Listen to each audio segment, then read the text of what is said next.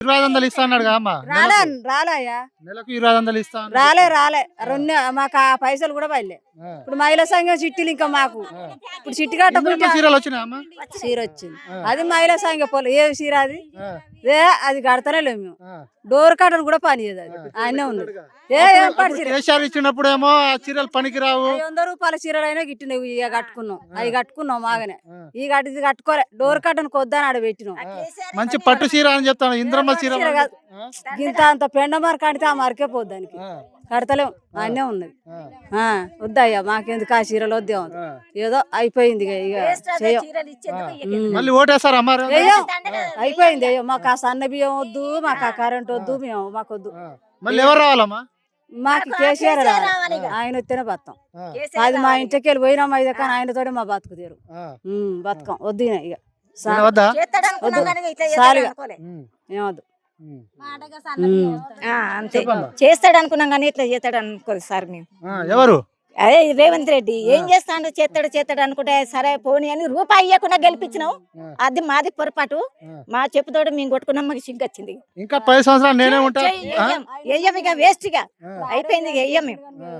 ఇక వెయ్యం. మొగోళ్ళు అంటే ఏదో తాగి తడిపి ఎత్తారు కానీ ఆడవాళ్ళు అయితే అసలు ఓట వేయరు. ఇక ఎందుకమ్మా మంచిగా ఫ్రీ బస్ ఇస్తుండు, 500 గ్యాస్ ఇస్తుండు, నెలకి 2500 ఇస్తుండు. గవర్నమెంట్ జాబ్ చేసే వాళ్ళు ఫ్రీ బస్సు పోతారు, వస్తారు. టీచర్ జాబ్ చేసే వాళ్ళు వస్తారు. గిట్లా కష్టం చేసుకుంటే వాళ్ళకు మేము ఏం ఎందుకు పోతాం సార్? మేము మొన్న 2 రోజులు చేసినాము. కళ్ళు బాగాలేదని ఎలగొట్టాడు. మేము ఎట్లా బతకాలి? ఏం కట్టం చేసుకుంటే బతావు? ఇప్పుడు 2 నెలల కంచెలు రూపాయి రాలే. కూరగాయలకు నా మనవరాలకు జ్వరం వచ్చిందంటే పోతే హాస్పిటల్కి పోతే ఇప్పుడు 4000 బదులాడుకొని పోయినా. ఏ కష్టం చేస్తే సార్? ఇప్పుడు ఇవి 2 వారాలు 4 వారాలు ఇప్పుడు చేయబట్టి 2 నెలల కాంచెలు అసలు 1 వారం డబ్బులు కూడా వాళ్ళే. ఎట్లా బతకాలి? ఏం చేసుకొని బతకాలి చెప్పి? 1500 అయినప్పుడు గ్యాస్ వస్తలేదు. తిరిగి గతంలో కేసీఆర్ ఉన్నప్పుడు ఇలాంటి ఎప్పుడైనా జరగలే అసలు జరగలేదు. ఇంకోసారి ఛాన్స్ ఇవ్వండి, నన్ను గెలిపియండి. లేదు వేస్ట్ గా బుద్ధి వచ్చింది.